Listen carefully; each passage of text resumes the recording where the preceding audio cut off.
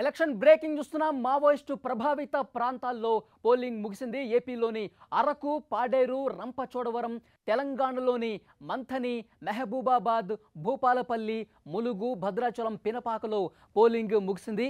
ఏదైతే మావోయిస్టు ప్రాబల్య ప్రాంతాలు ఉన్నాయో అక్కడ సాయంత్రం 4 గంటల వరకే పోలింగ్ జరుగుతుంది. మావోయిస్టు ప్రభావిత ప్రాంతాల్లో 4 గంటలకు పోలింగ్ ముగిసింది.